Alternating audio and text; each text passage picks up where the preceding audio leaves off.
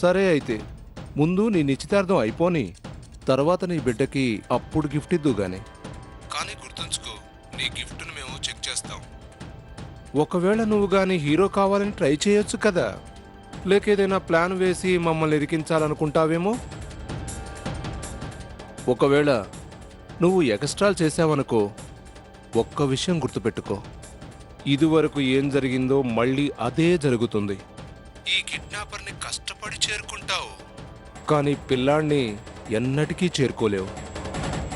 నీకు అర్థమైందని అనుకుంటున్నాను. నో, నేను ఎలాంటి పొరపాటు చేయను. నువ్వు అనుకున్నట్టే చేస్తాను, సరేనా? కానీ నేనిచ్చే గిఫ్ట్ అంశుకి ఇవ్వు చాలు. ఒకవేళ అలా జరగకపోతే నేను ఈ పెళ్లి చేసుకోను.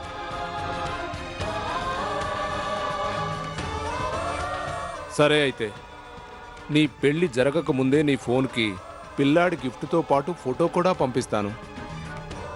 నువ్వు చెప్పింది చెయ్యి. ఓకే. యశ్వంత్ గారు కిడ్నాపర్ ఫస్ట్ టైం ఫోన్ చేశాడు. అతని నెంబర్ తెలుసుకుని వాడు ఎక్కడున్నాడో మనం ట్రేస్ చేసి దానివల్ల ప్రయోజనం ఉండదు ఆర్తి గారు. వాడు పీసీఓ నుంచి ఫోన్ చేస్తుంటాడు. పీసీఓ అంటే చాలా మంది వచ్చి వెళ్తుంటారు. ట్రేస్ చేయడం చాలా కష్టం అవుతుంది. గుర్తుందా ఆర్తి గారు? మీరు నన్ను అడిగారుగా అసలు ఈ అబద్ధపు పెళ్లి అని ఎందుకన్నానా అని. మీరు మరో మాట కూడా అన్నారు, ఎవరినైనా అనుమానించే ముందు ఆధారం ఉండాలని. చూడండి ఆర్తి గారు, నాకు ఆ ఆధారం దొరికింది.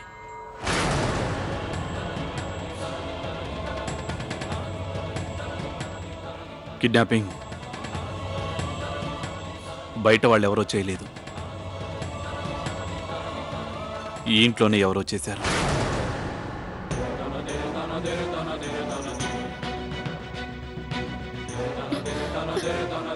అసలు అసలు మీరేమంటున్నారు యశ్వంత్ గారు? నేను చెప్తోంది నిజం ఆర్తి గారు.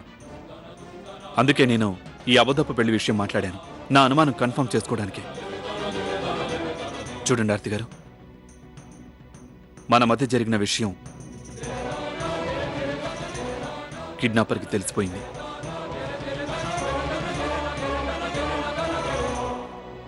అది ఇంత తక్కువ సమయం.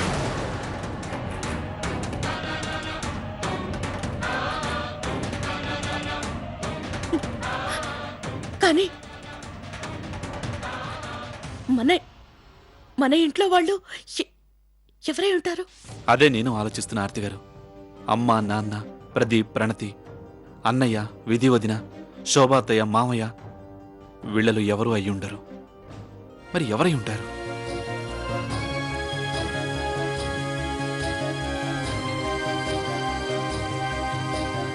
అత్తయ్య?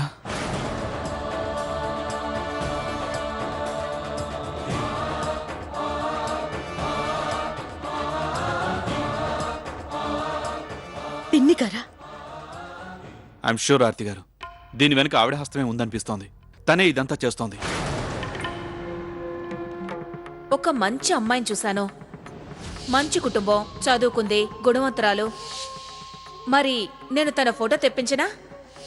అసలు ఫోటో ఎందుకో నేనే ఫోన్ చేసి వాళ్ళని మన ఇంటికి పిలిపించినా? వాచ్మెన్ ఇంటి చుట్టుపక్కల అంతా వెతకమని చెప్పండి. ఓహో అన్నయ్య, ఈ వెతుకులాట వల్ల ప్రయోజనం ఉంటుందని నాకు అనిపించడం లేదు. ఆ గూండాగాడు పిచ్చివాడా ఏంటి పిల్లాన్ని మన ఇంట్లోనే దాచుంచి వేడుక చూడటానికి?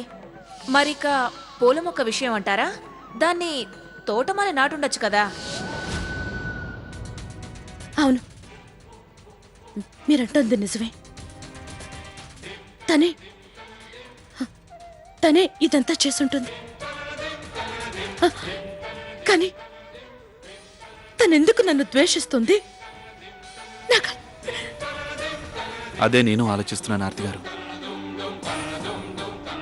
తను ఎందుకు ఇలా చేస్తోంది అని. ఆర్తి గారు, నిన్న శాయశక్తులు ఒడ్డి పెళ్లి రోజు తనని రెడ్ హ్యాండెడ్గా పట్టుకుంటాను. ఒకవేళ అలా జరగకపోతే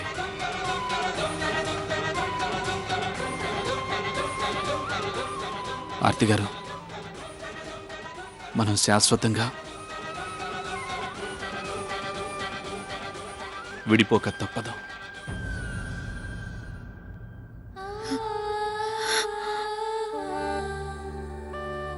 అలా ఎన్నటికీ జరగదు యశ్వంత్ గారు.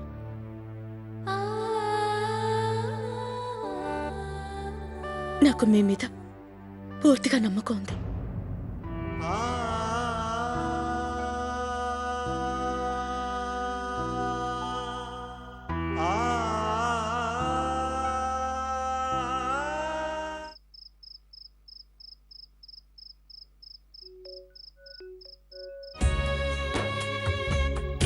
కనులు కనులు కలిసేనా ఎంత కాలమీ ఎడబాటు, అడుగు కలిపి నడవటానికి ఎందుకలా వెనుకాడేవు, నీ ఊపిరిలో నా ఉనికి కలకాలం ప్రియా నిలిచిపోనీయవా,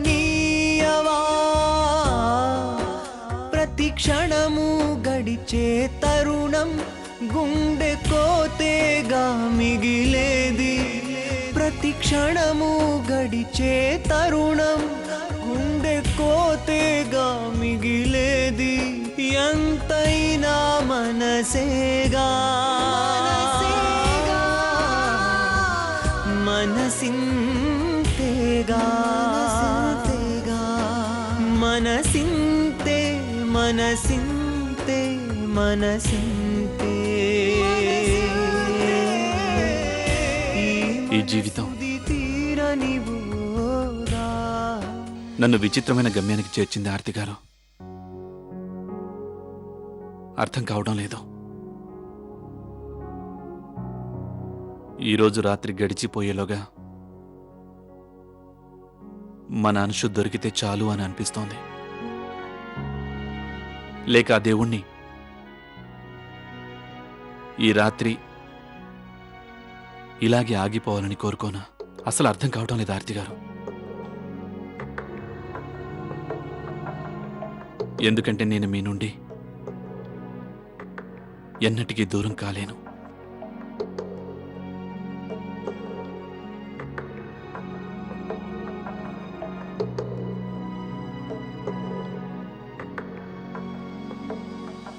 ఇక నేనేం కోరుకుంటున్నానంటే, ఈ చందమామ ఇంత అందంగా ఉంది కదా, మనల్ని ఇంత దగ్గరికి చేర్చింది కదా, అంతలోనే మనల్ని హెచ్చరిస్తోందని. కాలం గడిచిపోతుందని చెప్తున్నట్టు.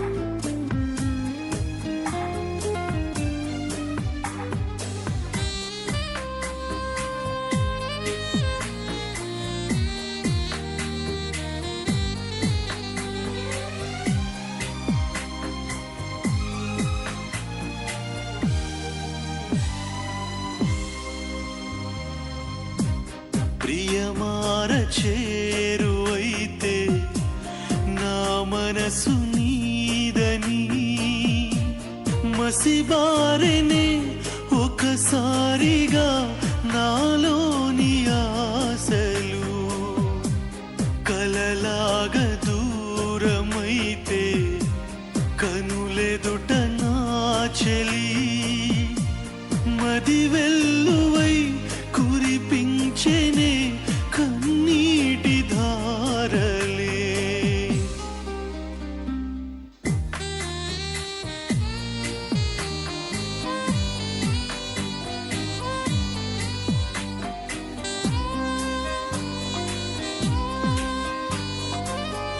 పగిలిన మనసుకి బదులే చెప్పను ఎగసే గుండెను ఏమని ఆపను గొంతే మూగదైనది రాక మాటలు లేక మాటలు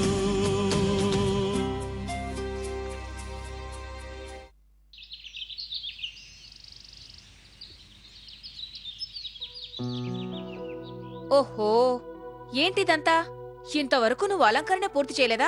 కాసేపట్లో అమ్మాయి వాళ్ళు వచ్చేస్తారు. పెళ్లి పెట్టుకుని ఏంటా ఆలస్యం? త్వరగా కాని, త్వరగా త్వరగా కాని. ఇదేంటి ఇలా ఉంది? బాగా పెట్టు.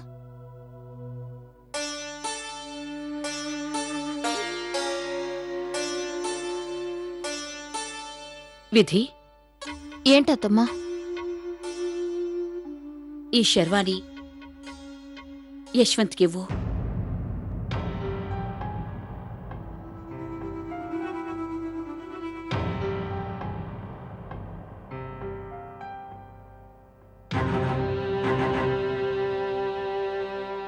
నన్ను క్షమించండి అత్తమ్మా, నేను ఈ పని చేయలేను. యశ్వంత్ మొహంలో బాధని నేను చూడలేనత్తమ్మా.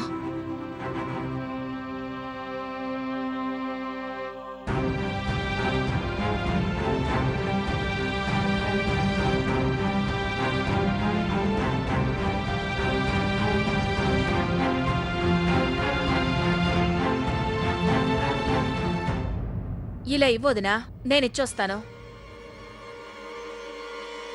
అమ్మా ఆర్తి,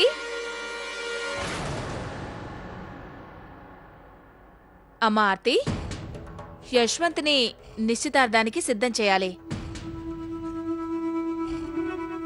ఇక్కడ అందరూ ఎవరి పనుల్లో వాళ్ళున్నారు కనుక ఈ షేర్వాణిని నువ్వు తీసుకెళ్లి యశ్వంత్కిస్తావా?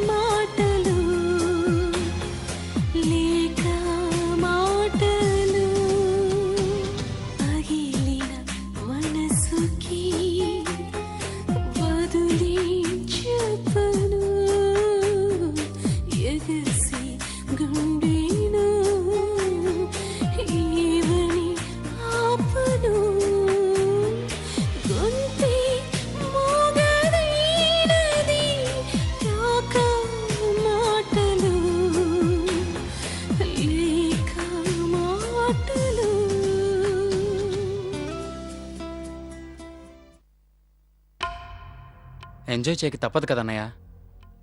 ఎంతైనా యశ్వంత్ అనే పెళ్ళి కదా. అన్నయ్య నువ్వే చెప్పు, మనం యశ్వంత్ అనే కోసం ఏం చేశాం? ఏమీ లేదు. కానీ యశ్వంత్ అనే ఆర్తి వదిన అందరి కోసం అన్నీ చేశారు. కానీ మనమేం చేశాం? నాన్నగారు అన్నారు కదా అని అన్నయ్యతో బంధం తెంచేసుకోమంటే తెంచేసుకున్నాం. అంతేకాదన్నయ్య, ఇప్పుడు యశ్వంత్ అన్నయ్య ఆర్తి వదిన బంధం కూడా తెగిపోతుంది. కానీ మనం మాత్రం ఇక్కడ కూర్చొని తమాషా చూస్తున్నాం. చూడు, మనం ఏమీ చేయలేదని నువ్వెందుకు అనుకుంటున్నావు? మనం కూడా ప్రయత్నం చేశాం కానీ కదా. అన్నయ్య ప్రయోజనం లేని ప్రయత్నాల వల్ల వాళ్ళకి కొరిగింది ఏంటి చెప్పండి? Pradeep, control over self.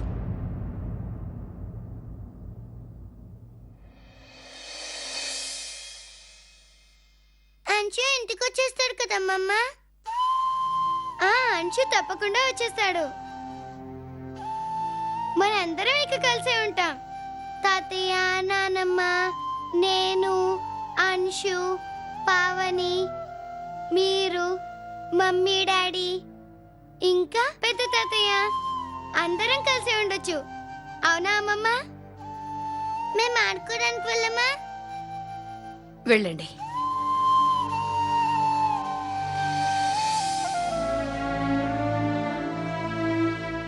ఏం చెప్పాలి పిల్లలకు?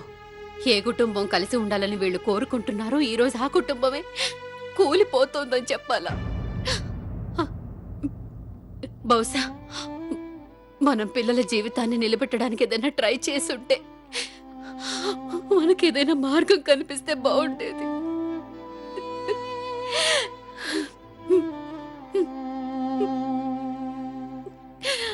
శోభ, కంట్రోల్. పద, వెళ్దాం పద.